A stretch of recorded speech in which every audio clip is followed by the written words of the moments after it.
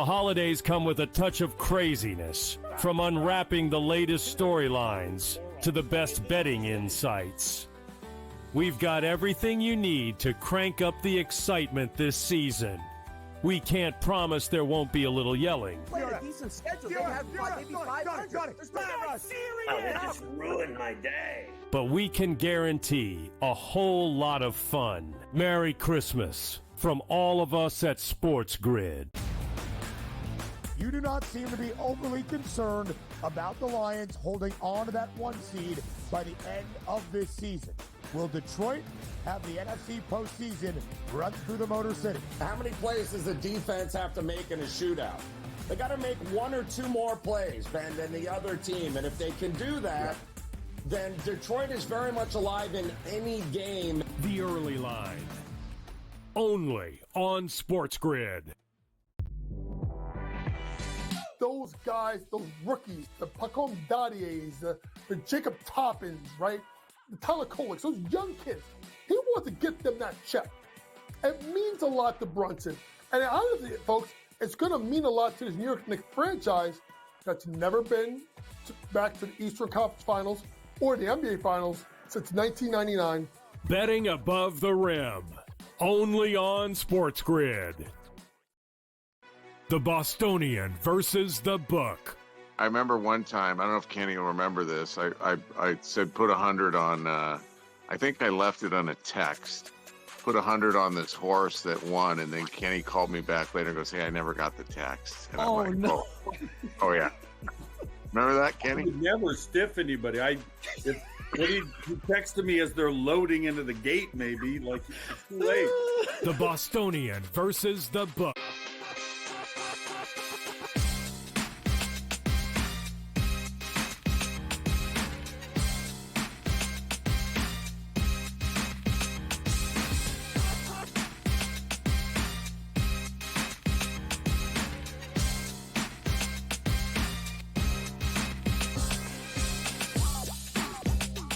Live right here on Game Time Decisions. Kevin Walsh with you on this Monday on SportsGrid. I mean, do we just spend the next hour celebrating the Huskies of Northern Illinois, the Idaho Potato Bowl?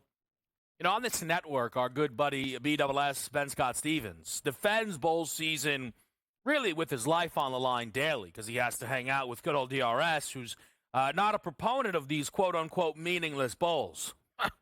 Not as far as these eyes can tell. What a game. What a game we just saw out there in Boise between Northern Illinois and Fresno. I mean, quite frankly, the NFL would do anything to get a primetime game like that. Don't tell me Cowboys-Bucks was electric. Don't tell me that. Maybe we'll get a great one tonight. Monday Night Football. Just a 14.5 point spread. The Green Bay Packers are laying. They're laying to the New Orleans Saints here in this one. Your total right now is 43.5. What's on the line with this game? For the Saints, nothing. Their season has come to a close, so we do pour one out for the Saints to win the NFC South tickets that actually spent a portion, albeit a small one, of this season as the favorites to win the NFC South. I actually still believe the healthy version of the New Orleans Saints would have been one of the 5 best teams in this conference. It's just that version of the New Orleans Saints hasn't existed for some time.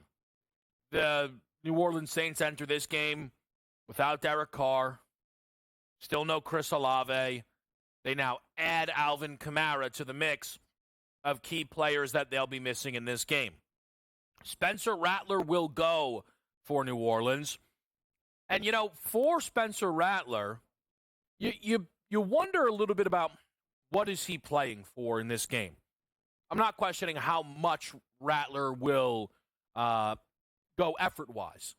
He's going to go 100%. What I'm asking is there anything Rattler could do within the final few weeks of football for the New Orleans Saints to make this team think to themselves, we got to give this kid a shot? I would imagine no, considering they are changing head coach. I don't really think Darren Rizzi becomes the full-time head coach of this team.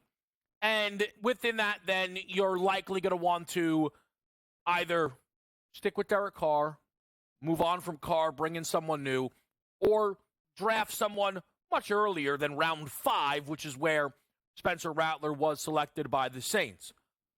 I will say, though, within recent NFL history, we have seen late round draft quarterbacks being given a chance.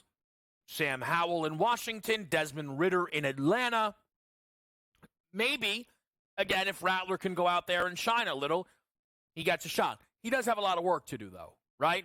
I know they nearly did upset the Washington Commanders, but 10 of 21, 135 yards, under 50% completions. Wasn't spectacular, certainly, there for Rattler. You could argue it was actually still his best game he's played as a young pro.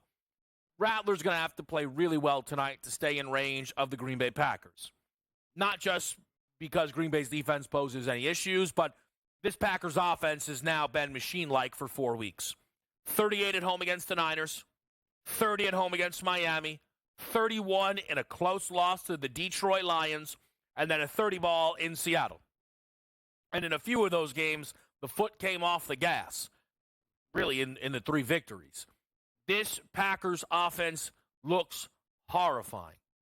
If you ask me right now, I think I'd tell you the Packers are the second best team in the NFC. If you're wondering, the Eagles are still the best team in the conference. You nearly went on the road in division against the playoff team with your backup quarterback, and you want me to hit a panic button? You want me to worry about the Philadelphia Eagles because Devonta Smith dropped the win? I mean, there's one angle I don't love, is that it's the second time this year the Philadelphia Eagles should have been running the football with the game on the line, and instead threw it and ended up taking a field goal, which left more of an opportunity for a loss on their plate. I don't like that decision-making. That falls on the plate of one of the league's best in Nick Sirianni. But again, Devonta Smith could have caught the pass, and everything works out just fine. Instead, Jaden Daniels more than locks up your NFL's Rookie of the Year. The Commanders look to be a shoo-in for the NFL's postseason as well. We'll see if the Commanders, though, can continue to hold serve. Next week, they have a big one against Atlanta, who's now found themselves in first place in the NFC South, thanks to a Cowboys upset on Sunday Night Football. Quickly on Dallas. They did it on the broadcast. They're like, see, man, take a look. Mike McCarthy's been great every year. One down year because of injuries. You shouldn't get rid of him. Pay attention. That Dallas roster still has loads of talent. It is hard to be bad with that team, and he was doing it for a while. They've now found their level. It will cost them draft positioning. Ultimately, it is what it is. But next year, Dallas should have a fresh coat of paint and optimism around Dak, CD, Parsons, and a new head coach. Yet this team is speed running now, seemingly to bring Mike McCarthy back. A massive win for fans of NFC East teams that are not the Dallas Cowboys. If you take a look for the Green Bay Packers, a win tonight will be important to avoid that 7th seed. The Commanders are still looking at that. You could still see the Green Bay Packers, I believe, jump the Minnesota Vikings. They're within range. The Green Bay Packers right now at 10-4. A win here tonight would make them 11-4. And the Packers' Week 18 matchup with the Bears is far easier than Minnesota's against Detroit. Those two teams will be doing battle next Sunday, a game that's already been flexed into the 4 o'clock window of an NFL slate that certainly could use Packers-Vikings to deliver in a big way. The Minnesota Vikings did put another huge win up on the board yesterday when we saw that game go down to the wire against the Seattle Seahawks. So with the Packers-Saints game tonight, where do we try and take some advantage? Where do we try and find some value? Well, on the Green Bay side, I like Jaden Reed. Still this team's season-long lead receiver at 727 yards, but it has now been a 5-game run of underwhelming results for Jaden Reed.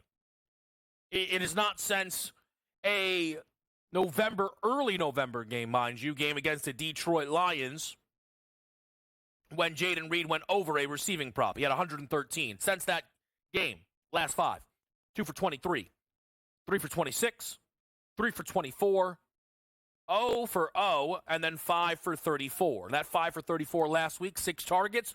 I think the Packers get one of their playmakers the ball. Expect Jaden Reed to go over his 42.5 receiving prop, and expect Kendre Miller to go through his 2.5 receptions prop tonight, filling in for Alvin Kamara. We will get more into those props within our Sports Millions breakdowns. You put the quarterback side by side quickly, you can again tell that we're playing at a different speed here. Jordan Love against Spencer Rattler. Certainly no match. Jordan Love has spent a good part of this season giving Packers fans optimism that when they step into any game against any team, they might have the best quarterback on the field. We'll see what Jordan Love and the Green Bay offense has in store for tonight. We have a loaded NBA card for you as well. It's a busy one right here on SportsGrid.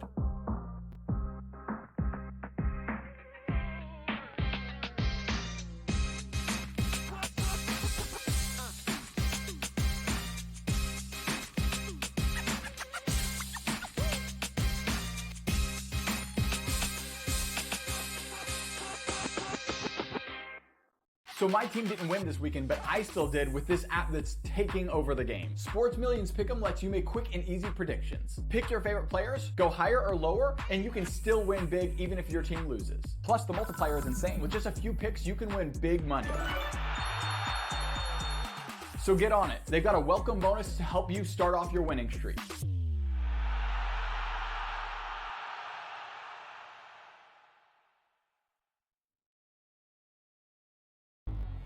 Two guys that can do it all. Too much electricity this morning. This is a good time. We're having a lot of fun. I had to do a triple take. Ka-ching!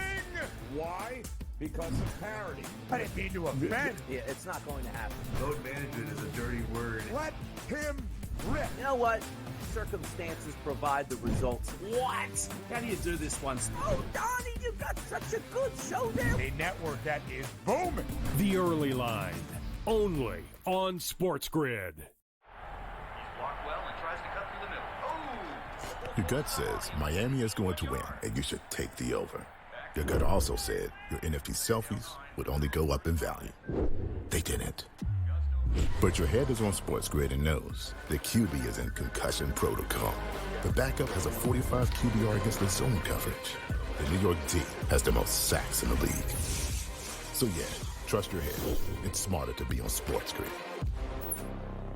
The sharpest football contest show in the land, the Las Vegas Football Contest Show, focuses on Circa Sports Million, Circa Survivor, and the Westgate Super Contest, handicapping the games and releasing our contest picks every week of the season.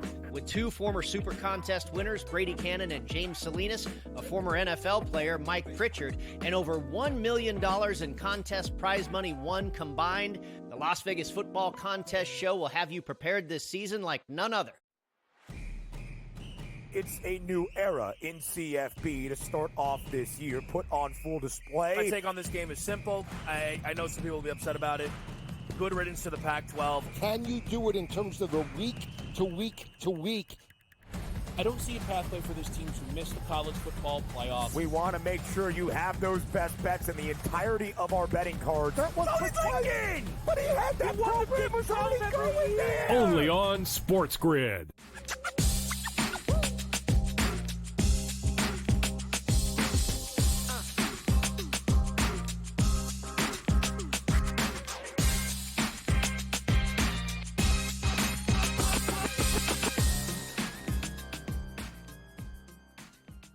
Live with you right here, it is Game Time Decisions. Tonight,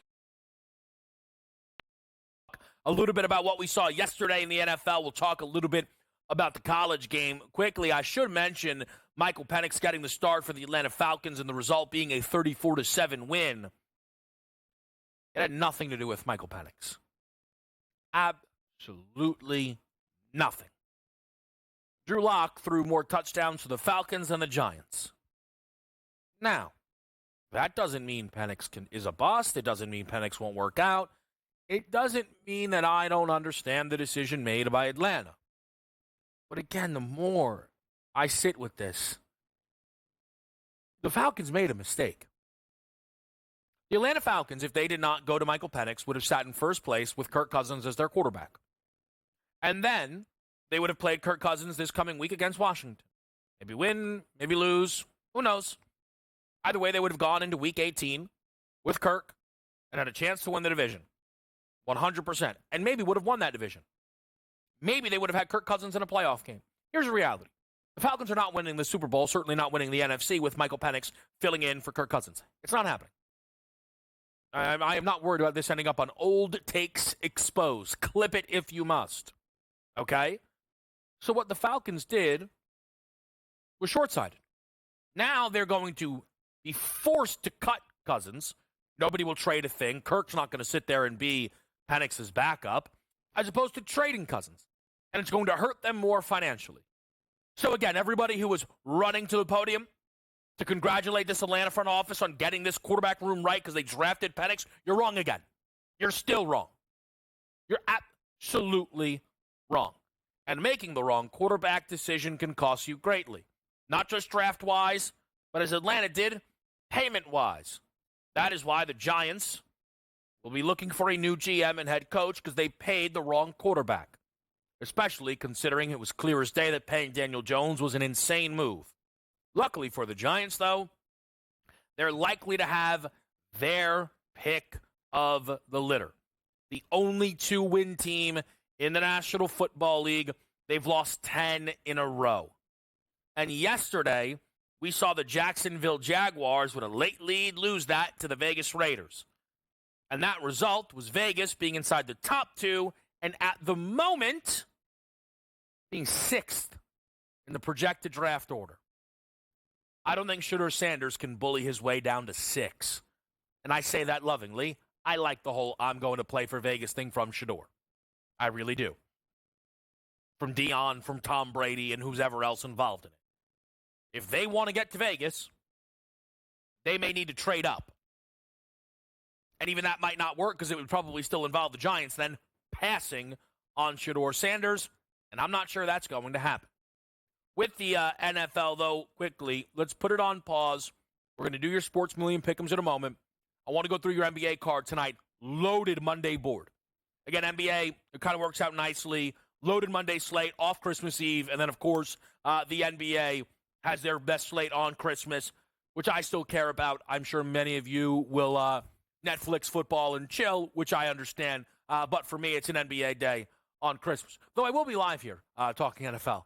Because the NFL is still king, and I have to deal with that. Let's run through your card. Give me the Hornets catching 7 against the Houston Rockets today. Houston on a back-to-back. They did win last night in Toronto. They did not cover. We've had now the news Dylan Brooks will be out, who was actually their leading scorer last night against the Toronto Raptors. I think the Hornets here are catching a little too many points at home. LaMelo Ball back. LaMelo Ball in his most recent game played 34 minutes. I know he was not great, shooting 3 of 18 from 3. Call that a bounce-back spot. I think you'll see the Hornets' offense here, giving them a shot to stay inside that number against the Rockets at home. Give me Jared Allen at a bounce-back spot at a nice number here. 10-plus boards at minus 105. Jared Allen has not missed double-digit rebounds this season in consecutive games other than once in early November when he missed it on the 9th and the 11th of that month. Outside of that, you are hitting this bounce-back number here very consistently. And we're getting good opportunities to do that because his low games are low. He's averaging only 8.9 rebounds in the month of December, but still, the bounce-back spot is undefeated this month, currently sitting at 3-0. We've got the first quarter under, a rare one from me, I know, but I'm going under 54.5, Miami and Brooklyn. The Heat have to come out defensively, active, aggressive. What they did in the fourth quarter against the Magic is probably the worst quarter performance we've seen from an NBA team this season, blowing a monstrous lead and losing that game losing that quarter 37-8. The Brooklyn Nets, by the way, since trading Dennis Schroeder, have not been able to score in opening quarters at all. It has been disastrous for them. Miami barely averages 26 points per game at home in the first quarter. Give me under 54.5 to open things up in South Beach. Give me the Bulls laying 2 to the Bucks tonight. I've mentioned prior, I think Chicago can still be a play-on team until they actually clear the deck here. The Levine, the Vucevic's, the Lonzo Balls of the world. I know Lonzo's out tonight. The Bulls are playing the Milwaukee Bucks, still a 4-8 road team. Okay, don't get lost in that. Who are without Giannis and Damian Lillard. And you might say, oh, but that was the case last game. Yes, it was. At home against the Wizards. That's not the same. The Chicago Bulls lay 2 tonight. They handle business against the Bucks. Let's go under the 226.5 with Oklahoma City and Washington. I've seen this spot countless times for OKC. Quite frankly, that number of 18.5 has been moving, and I agree. OKC usually pummels and punches in these spots. The worry would be them hanging 140 on the Wizards, and even if they do, excuse me, we may go under. I know you might say, whoa, why not play a Wizards team total? We're not seeing a great offensive run out right now from Oklahoma City. Lastly, little expensive. It is worth it, though. Halliburton, 25-plus points plus assists, minus 135. Big-time bounce-back spot. Has not missed that number in a 14-game window consecutively. He's been excellent, Halliburton. It's a big reason the Pacers are playing better ball. Sports Millions pick them next.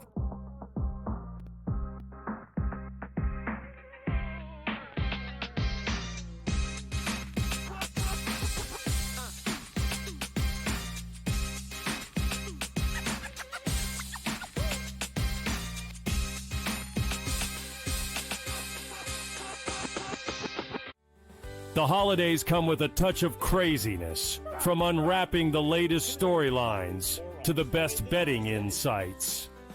We've got everything you need to crank up the excitement this season. We can't promise there won't be a little yelling. Play a decent schedule. They have maybe 500. Oh, that just ruined my day. But we can guarantee a whole lot of fun. Merry Christmas from all of us at SportsGrid. You do not seem to be overly concerned about the Lions holding on to that 1 seed by the end of this season. Will Detroit have the NFC postseason run through the Motor City? How many plays does the defense have to make in a shootout?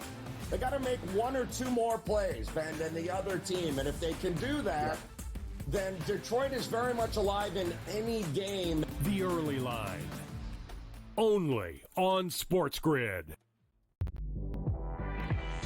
Those guys, those rookies, the Pacom Daddies, the Jacob Toppins, right? The Tyler Koleks, those young kids. He wants to get them that check. It means a lot to Brunson. And honestly, folks, it's going to mean a lot to this New York Knicks franchise that's never been back to the Eastern Conference Finals or the NBA Finals since 1999. Betting above the rim. Only on SportsGrid. The Bostonian versus the Book. I remember one time, I don't know if Kenny will remember this. I said put 100 on, I think I left it on a text. Put 100 on this horse that won, and then Kenny called me back later and goes, hey, I never got the text. And I'm like, no. Oh, yeah. Remember that, Kenny? I would never stiff anybody. He texted me as they're loading into the gate, maybe. Like, it's too late. The Bostonian versus the...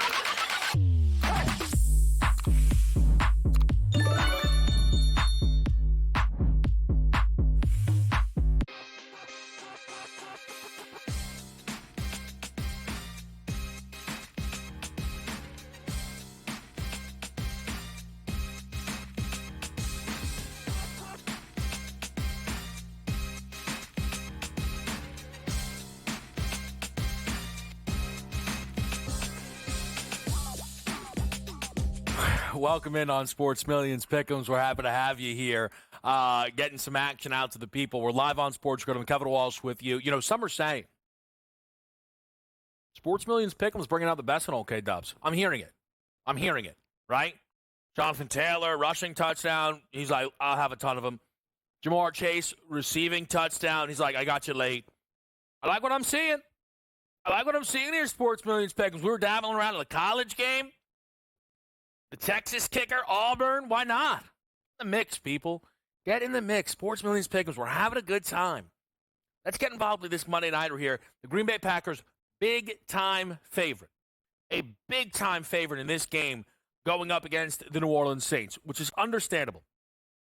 I've gone back and forth on the pace of this game, and the reality is I think that is going to really be dictated by what New Orleans can do. And it means if you're going to look to, I think, get involved with some of the guys on the Green Bay side of things, you're going to probably want some lower numbers, right? Or maybe you can kind of get in, get out. One play special. I'm looking at you, Jaden Reed. Jaden Reed has slowed down significantly over the last month. I am not sure what happened, but I know that the Packers want to fix it. At least I really believe that. The Green Bay Packers' number one receiver this season has not had 40 yards. He's not had 35 yards in 5 straight games, yet they've won 4 of those 5 games. So I think since maybe Green Bay is winning, Jaden Reed hasn't run to the podium like Deebo Samuel, although it didn't stop A.J. Brown. But I think that means that Green Bay can kind of fix this a little bit, clean it up a little bit without it becoming a big thing. But I think that's what's kept your Jaden Reed 42.5 right in range. We're going higher than that number here. What really stood out to me, 6 targets against Seattle and 5 receptions. Getting him the football in ways where he's got it, go make a play, right? He had 3 carries in that game as well. Get him the football, let him make the play. 8 touches is tied for a season high for Jaden Reed, okay? Tied for a season high. The last time that happened was against Minnesota. Yeah, he gave you over 140 yards of offense. We're hardly looking for 40 here from Jaden Reed in this one against New Orleans. Typically an explosive player, was not that against Seattle. I think he will be here at home tonight against New Orleans. Speaking of New Orleans, banged up, missing their superstar at every position. No Derek Carr, no Chris Olave, and no Alvin Kamara.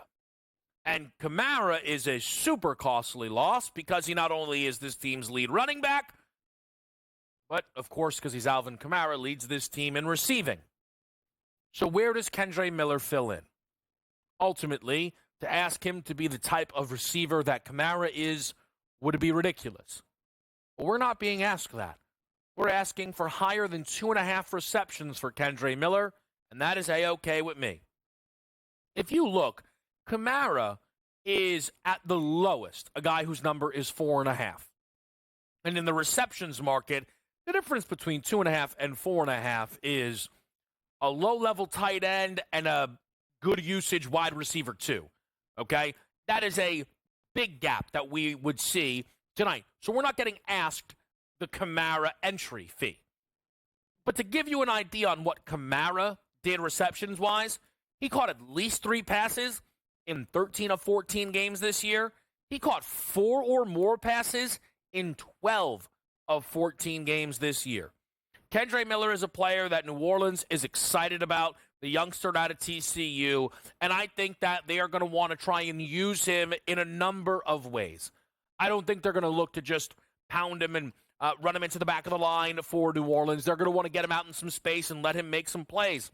And if New Orleans is going to be tossing because they're trailing, which is the expectation, you might get some of those easy dump-offs there. So I like Kendre Miller higher than 2.5 receptions. I like Jaden Reed higher than 42.5 receiving yards. It's a Monday night prime-time game here.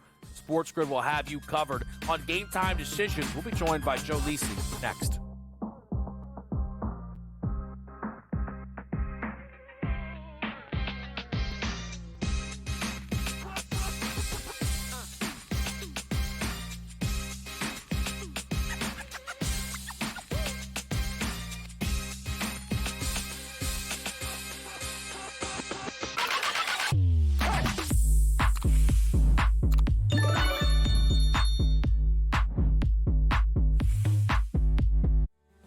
holidays come with a touch of craziness, from unwrapping the latest storylines to the best betting insights.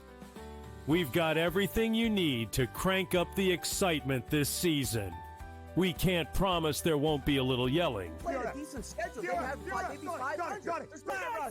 Oh, that just ruined my day. But we can guarantee a whole lot of fun. Merry Christmas from all of us at SportsGrid. You do not seem to be overly concerned about the Lions holding on to that 1 seed by the end of this season. Will Detroit have the NFC postseason run through the Motor City? How many plays does the defense have to make in a shootout? They got to make 1 or 2 more plays, Ben, than the other team. And if they can do that, then Detroit is very much alive in any game. The early line. Only on SportsGrid. Those guys, those rookies, the Pacom Daddies, the Jacob Toppins, right? The Tyler Koleks, those young kids. He wants to get them that check. It means a lot to Brunson. And honestly, folks, it's going to mean a lot to this New York Knicks franchise that's never been back to the Eastern Conference Finals or the NBA Finals since 1999. Betting above the rim. Only on SportsGrid. The Bostonian versus the Book. I remember one time, I don't know if Kenny will remember this. I said put 100 on, I think I left it on a text. Put 100 on this horse that won, and then Kenny called me back later and goes, "Hey, I never got the text." And I'm like, no. Oh yeah. Remember that, Kenny? I would never stiff anybody. When he texted me as they're loading into the gate, maybe, like, it's too late. The Bostonian versus the...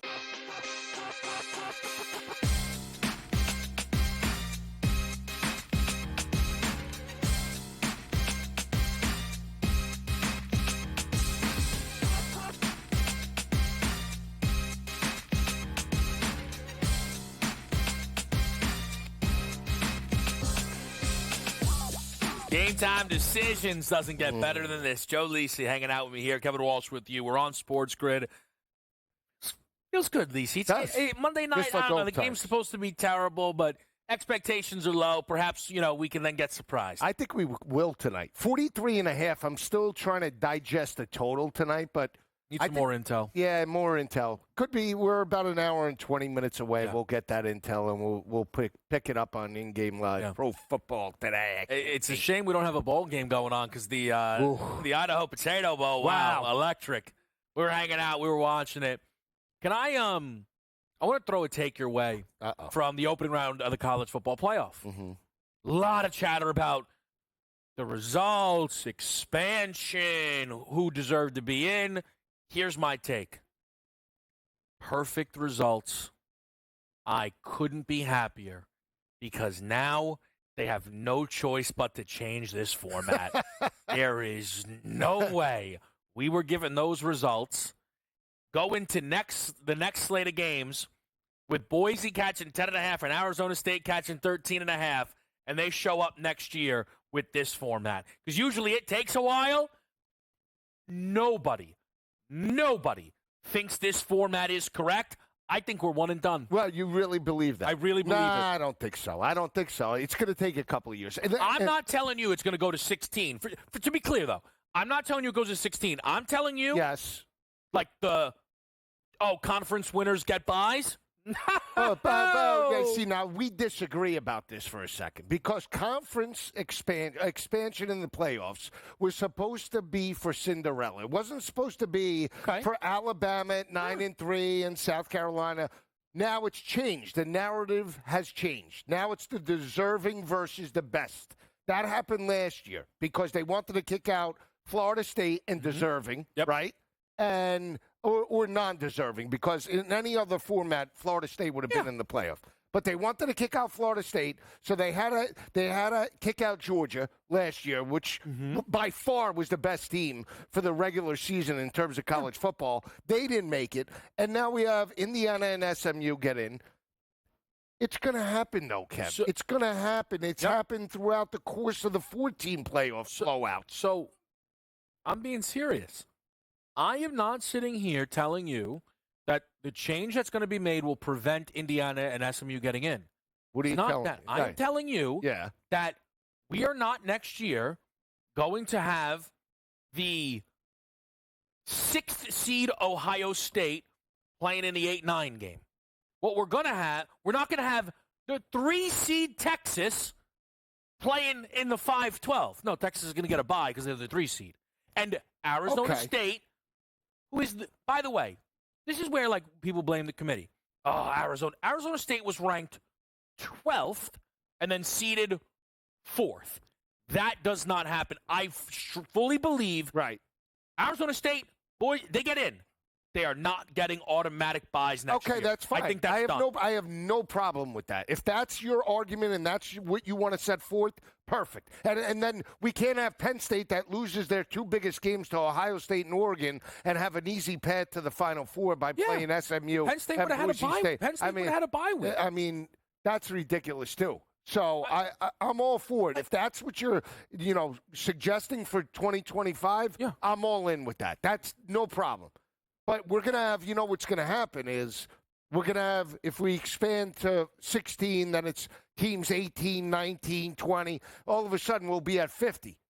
So I ultimately think that they can get to 16, and it can be fine, right? I get people not wanting that. I always said 4 was too small. You want 8, okay, but we're never going to go backwards. Right. All I am saying is, right, the format is atrocious. That's all. The format is atrocious, and the results of these games, it's going to get everything changed. It will. I feel, because here's the thing. Here's what round 1 would have looked like if they just took the actual seed lines. Notre Dame, Clemson. Right. Cool. Right. They've played before. We saw Okay, but that's a level game. Right, we'll see. Ohio State would have played Arizona State. Projected around them. Okay, got it. But a lot of interest, Ryan Day. And then Tennessee would have played SMU, and Indiana would have played Boise. Good games. Closer games. Right. Not laying 12 and a half, 14. No. You know what I'm saying? No problem with that. I have no problem with that. If that's the format and that's how they're going to do it next year, I wouldn't argue in any capacity. What I don't want to see, though, is how the regular season, I was against the expansion to begin with, but I bought in this year, and the regular season still was important. We saw those games, Alabama and LSU at the end of the regular season matter. It was an SEC elimination game. That's all well and good. As long as we make the regular season important, I'm all for the changes in terms of the college football playoff. But the people saying that, Indiana wasn't deserving, SMU wasn't deserving, that's why we expanded. People forgot when Boise State knocked off Oklahoma with Ian Johnson and Jared Zabransky back in the day against Adrian Peterson. They were all lobbying for expansion. Get this team into it to play the big boys on a one-game setting, and now we have it, and people are complaining. So let me just say this. With SMU, I want to take, first of all, SMU ultimately was the team ranked behind Indiana. So let's just forget the Hoosiers, okay? Everyone talked about SMU went 11-1, 11-2, okay? And, look at the losses that Bama had. I agree. Bama had bad losses. But why is it that Alabama's wins don't matter? See, what we ended up doing this year is wins didn't matter. Who you beat did not matter. People started to do, this is what they do. Yeah, but what's the record? Because Alabama, okay, beat Georgia, beat South Carolina, smashed LSU at LSU, okay, off a bye. That might be their best win of the season. Went to Wisconsin, beat them 42-10. The Badgers nearly beat Oregon and hung with Penn State the whole game. Right. The SMU does not have one win as good as any of the 4 I just listed. You're right, but also they started doing that last year. Georgia was 12-0 in the regular season, and then they lose by 3 to Alabama, and they were out of the college football playoff. They changed the narrative last year because they did not want Florida State with a backup quarterback in the college football playoff. If it was Ohio State, if it was Michigan, if it was Georgia or Alabama on a backup quarterback or second team or third team, they would have put them in. Can I tell you what's funny? That's quite honestly so in what the happened. history of the 4-team, now this would happen maybe because of expansion. In the history of the 4-team era, no two-loss team ever made it, right? Correct. Okay, so if they would have held that standard this year, the playoff would have been Oregon, Notre Dame, Indiana, and Boise. That's what. So last year was an outlier where you had six, but they didn't deserving. But wait a teams. second. To that point, yes. Well, you just did it with the one-loss teams, right? But conference champions matter. So Oregon was the Big Ten champ, right? So Indiana could have gotten knocked out by another team that was better in that type of situation, right? So that's where the one losses didn't matter. That meaning you just took Indiana, they might have put in maybe a two-loss team in that type of situation. They would have. They potentially would have. And that if that played out in last year, they might have had their first year with a two-loss team. Again, if they didn't change the format with the way, I mean, again, based on how they did it, 2, 3, and 4 all had two losses. Now, again, I don't actually believe they would have kept Notre Dame out. That's me, whatever. But you think back to the college football playoff, 2016, 2017, when Penn State knocks off Wisconsin in the Big Ten, they were a two-loss team. That was the year that they played USC in terms of the Rose Bowl. They were deserving that year and got left out. That's how, when we go back and we talk about best versus deserving, they did it for years. Wasn't there a year, that was like the first time that Bama got in because they didn't play in the SEC title game. Right? And that's where all this stop putting Bama in stuff came from and everything. By the way, Bama probably that's the last time they're ever missing the playoff. Honestly, that's probably the last time that's ever happened. We'll go NFL next.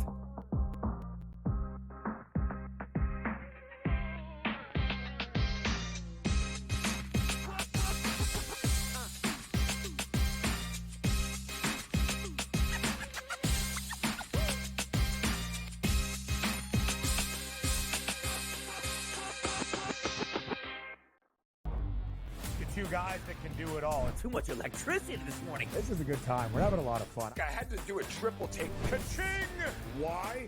Because of parity. I didn't mean to offend. Yeah, it's not going to happen. Load management is a dirty word. Let him rip. You know what? Circumstances provide the results. What? How do you do this one? Oh, Donnie, you got such a good show there. A network that is booming. The Early Line, only on SportsGrid. Anyone that's been to a sporting event, the atmosphere before a game, I think Game Time Decisions has that same exact atmosphere. This is our arena. This is what we do. There is going to be an energy to Game Time Decisions that you will feel night in and night out. The excitement you get when you lock your bets in, when you're figuring out what you want to do, we can zone in on the biggest games each night. I want this to be the place that people come to before the game starts so they feel as ready as possible to lock in their cards. We are going to hit every single one of those markets that you need to know about. We're going to go through every single thing, and I've got a great team behind me that's going to help me get the job done. There is not going to be a better place, I promise you, than Game Time Decisions to get that new information, react to it, and be able to then bet accordingly. We will have everything at our disposal, and we will use that to our advantage. I'm Kevin Walsh. Tune into Game Time Decisions from 6 to 8 p.m. Eastern on SportsGrid.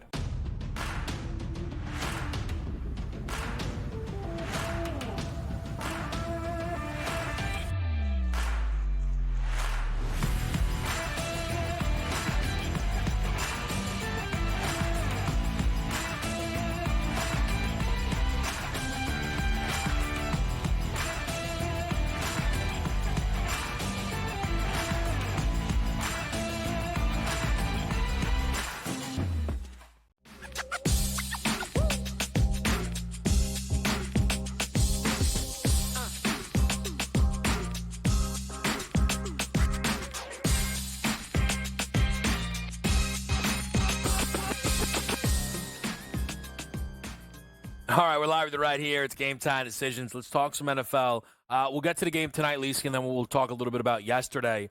Packers Saints, 14.5 number, 43.5 total. Anything locked in for you yet? Yes, Jaden Reed. I have him altered up to 70-plus receiving yards. Jaden Reed, anytime touchdown at 2-1. And I did jump on Valdez Scantling tonight, going back home, 40-plus. I think it's plus 136 for Valdez Scantling. And then Juwan Johnson. He's got a 33.5 total. He altered him up to 40. So Okay. Yeah. All right. So We'll it's see. light right now. Yeah. Total-wise, I did take Jamal Williams, bigger back for anytime touchdown at 5-1. I originally liked New Orleans, but the more I think about it, don't team going outside. It's going to be a little cold out there. How is Rattler going to perform in that type of situation, right? Mm-hmm. They did perform well in New York a couple weeks ago, but they've been playing lower-scoring games. 20-19 against Washington, 14-11 against the New York Giants, right? Yeah. And now tonight, 43.5. That total last week on Sunday night for Green Bay was a dead under.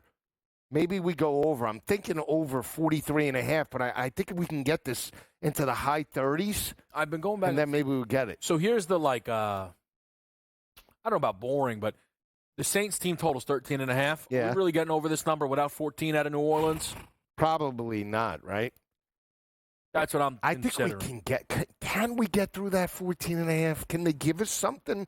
Can Rat come in and chuck it all over the yard? What do you have to lose? I mean, they're 5-9. I mean, I agree. I agree. I don't know if Donnie said that. Was he serious that they locked the quarterbacks in a keep freezer? saying that. I don't know. I don't know. I don't know. All I know is that Rat has a number of about 225 tonight. Yeah. So, I mean. All right. Speaking about quarterbacks thrown all over the yard, I'll let you start. Washington beats Philadelphia 36-33. Here's the thing. For both of us, picks-wise, great game. Nailed it. Your best bet was the over in the game. Mine was Washington's team total. Your takeaway from the win for Washington. Jaden Daniels, Offensive Rookie Player of the Year. He's elevated this team, clearly a contender for a wild card. Yep. They're solidified if they win next week. I think it's hands down. He is Offensive Player of the Year, has elevated everybody around him, calm, cool, collected. When the game is on the line, he plays his best. I honestly believe that. I'm not worried about Philly. I've heard this now, like people worried about Philadelphia. Won 10 straight games. I mean, this was a divisional opponent. Granted, they won the turnover battle 5-1, but you lost Jalen Hurts in the after the second drive. I mean, Kenny Pickett played well in a backup role. Did have a couple interceptions in the turnover. The critical interception that allowed Washington to cut it to 14-7. The strip sack in the fourth quarter that allowed Washington to get within striking distance. But at the end of the day, this is a team that stepped up. You're going to have bumps in the road. You can't expect to win 14 in a row, and I know these teams are doing that, like Minnesota and now Buffalo on a heater, 9 out of 10 wins. But at the end of the day, this is the NFL. Yeah. I mean, really. I mean, so, again, Philly's fine. I still think they're potentially best team in the NFC. Yeah. Devontae's going to make that catch, but it happens. It's a very rare outlier. Mm-hmm. At the end of the day, it was more about Jaden Daniels solidifying himself as the face of the franchise, number one. And two, this team is legit that they can maybe make a run. I don't know if they're going to go to the NFC Championship, but maybe we see a similar run to what Jordan Love had last year. So for Washington, the best thing is you now have a quarterback where, hey, we got to go grab points. Right. Under 2 minutes. Right. You feel awesome. Right. Can I get you the jersey now? No, Right. not a chance. Because everything else from here. He still averaged less than 7 yards per pass. Right. Right. Ultimately, his legs were important. I said that would be the case. You did. You said it on the pregame. But not that we would be crushing him, but if Devonta Smith catches the football, game's over. And are we sitting here talking about how Jaden Daniels has revolutionized Washington? No. So ultimately, for the Commanders, you're in the playoffs almost assuredly. Yes, they got some work to do. Right? That's great. It's great. This game to me comes down to Philadelphia, where I agree with you. They are to me the best team in football. With a backup quarterback the whole way against another playoff team in their building and division, you should have won the game. But they've lost 3 games. 2 of them they should have won. They didn't for a number of reasons, but kind of the same exact problem. On a third down, they should have ran the ball. They threw it. It should have worked, but Saquon dropped it against Atlanta. Devonta dropped it against Washington. And those drops put them in a position to kick. Yeah. Other team gets the ball, and you get torched down the field. And I don't know how to handle the fact that the play call worked, right? And the game should have been won, versus the reality that they shouldn't be throwing. 3rd and 5, Lisi, first down wins the game. Kenny Pickett's in. I should be handing the ball to Saquon Barkley. Right. And the fact that they didn't, Devonta dropped it. That's all there is to it, right? Right. So I can't, it's hard to crush Nick or Kellen Moore or whoever's fault it is, but that's the wrong play call for the second time this season.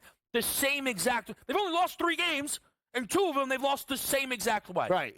That is from the coaching perspective. He's going to have to clean that up. Game management and understanding where you are with the clock, understanding timeouts, clock running, and that type of situation. So I totally agree with you. And at the end of the day, I'll just say this.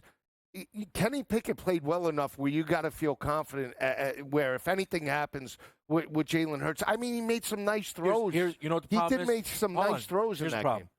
You said confident. The wild card teams at the moment in the NFC, Green Bay, Washington, Minnesota. You're not beating those teams with Pickett. No, but you know what I mean? But my point is this, where God forbid of anything, you have a shot, right? I mean, it's not like rolling out Drew Lock out there, right? It's stable. This guy knows how to tank, let me tell you. I don't know, man. It was one of those games where it didn't bother me as much as it should have, right, but I'm still a little annoyed. We'll get to the rest of the NFL, an inactive update as well next.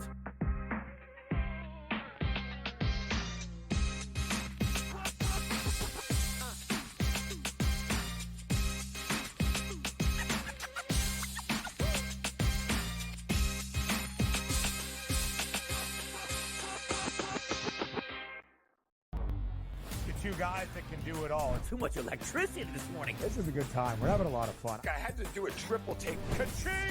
Why? Because of parity. I didn't mean to offend. Yeah, it's not going to happen. Load management is a dirty word. Let him rip. You know what? Circumstances provide the results. What? How do you do this one? Oh, Donnie, you got such a good show there. A network that is booming. The Early Line, only on SportsGrid. Anyone that's been to a sporting event, the atmosphere before a game, I think Game Time Decisions has that same exact atmosphere. This is our arena. This is what we do. There is going to be an energy to Game Time Decisions that you will feel night in and night out. The excitement you get when you lock your bets in, when you're figuring out what you want to do, we can zone in on the biggest games each night. I want this to be the place that people come to before the games start so they feel as ready as possible to lock in their cards. We are going to hit every single one of those markets that you need to know about. We're going to go through every single thing, and I've got a great team behind me that's going to help me get the job done. There is not going to be a better place, I promise you, than Game Time Decisions to get that new information, react to it, and be able to then bet accordingly. We will have everything at our disposal, and we will use that to our advantage. I'm Kevin Walsh. Tune into Game Time Decisions from 6 to 8 p.m. Eastern on SportsGrid.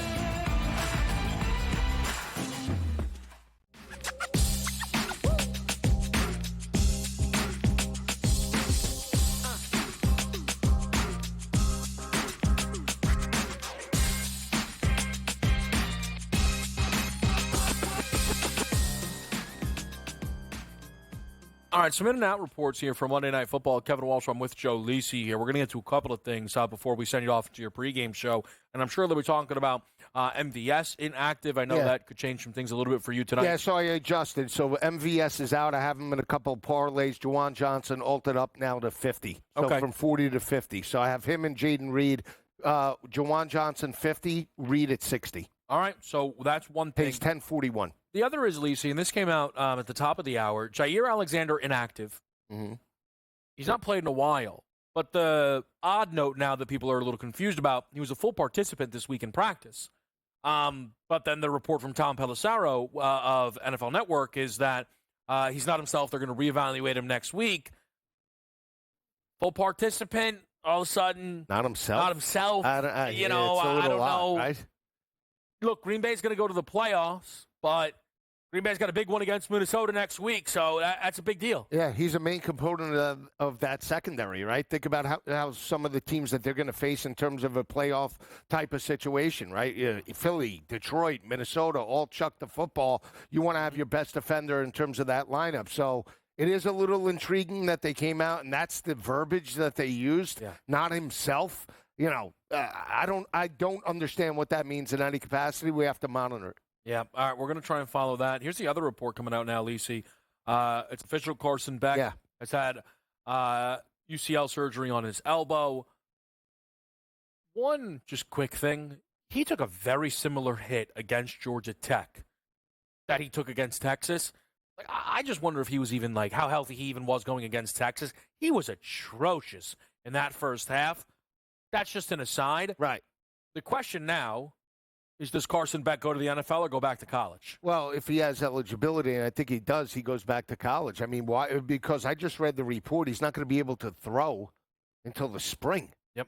So you're Can't talking work about out for teams. So you're talking now a potential first-round pick, right? Yep. Because of the size, the arm strength, the stature, and now you're not going to throw until possibly after the combine. Spring ball is coming in. Mm-hmm. That's a huge red flag. I mean, what team would reach up without seeing him after the surgery throw? So I agree, right? I guess the idea for Beck, like if you're trying to say, hey, why should Beck go?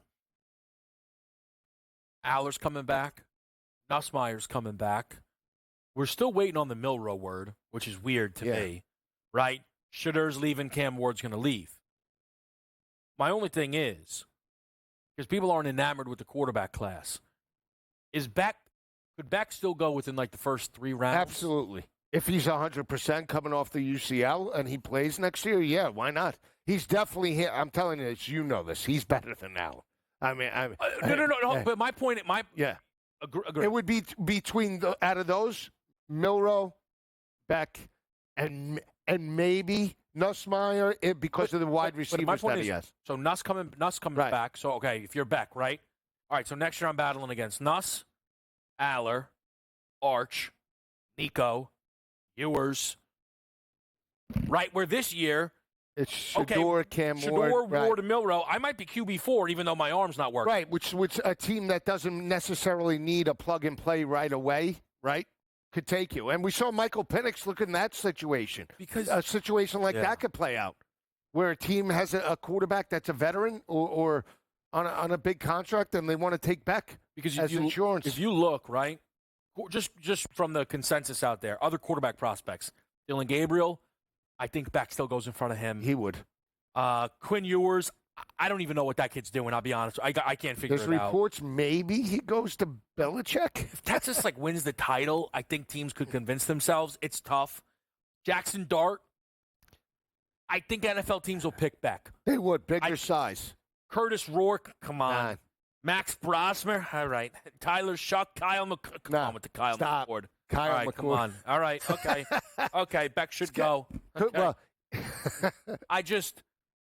it's interesting because I'm excited about the idea of Beck returning to college, but here's where it gets complicated. Does he go back to Georgia? There's not an Arch Manning behind him. Again, I cannot figure out how Jada Rashada is not beating out this kid Gunnar Stockton. Rashada's had a lot of issues. Stockton might have juice. I'm just telling you. Rashada struggled with Kenny Dillingham at Arizona State, couldn't solidify that job, transferred out. I don't know what the situation is, but he hasn't been able to win a job yet. Gunnar Stockton plus 220 to hit the end zone against Notre Dame. You're interested? Kid's got wheels. Wheels McGee. That's Lisi. I'm Kevin Walsh. We'll hang out with you for the game tonight right here on SportsGrid.